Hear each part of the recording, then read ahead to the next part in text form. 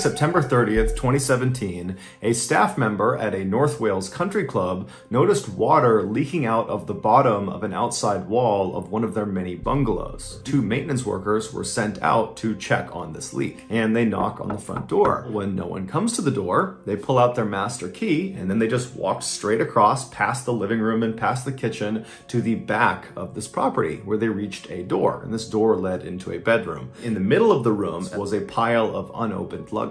And so the workers walked around the luggage all the way to the back where there was another closed door, and it went into the bathroom, and right away they see water all over the bathroom floor. They look at the sink, they look at the shower, the toilet. None of them are overflowing or running. However, there was one other area in the bathroom that could have caused a water leak, and that was the airing cupboard. An airing cupboard is typically where you keep a hot water heater. The airing cupboard had its own door, and it was right in the bathroom, and they could tell right away they had a much, much bigger problem. 7 days earlier, 60-year-old former policewoman Mary Isherwood arrived at the North Wales Country Club. She gets to the bungalow, she puts her luggage down, she decides she's gonna go exercise. After that, she came back to her room where she took a shower, and then she climbed in bed. In the middle of the night, Mary woke up to go use the bathroom, and then afterwards, as she was attempting to go back into her bedroom, she accidentally grabbed the door handle of the airing cupboard. She stepped into the airing cupboard. The door behind her had actually shut, but when she grabbed the knob, it disintegrated in her hands. It was a hard wooden door. The locking mechanism was solid. There was just no way to open it without this doorknob. She began striking the wall right next to the door. Progress must have been very, very slow because she decides she needs a different tool. She got right in front of this water heater and then by touch began feeling around for any pipes until she managed to rip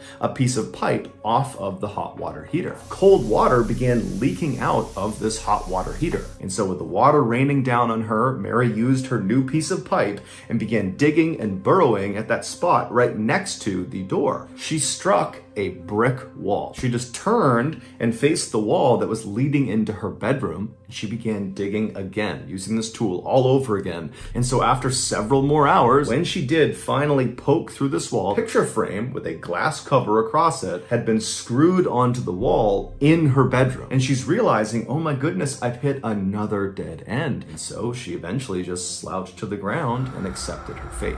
6 days later, when those two maintenance workers opened the airing cupboard door, they found Mary's body slumped up against the wall inside this closet. She had died of hypothermia. Mary's family would ultimately sue the country club for negligence. However, the outcomes of this case have not been made public.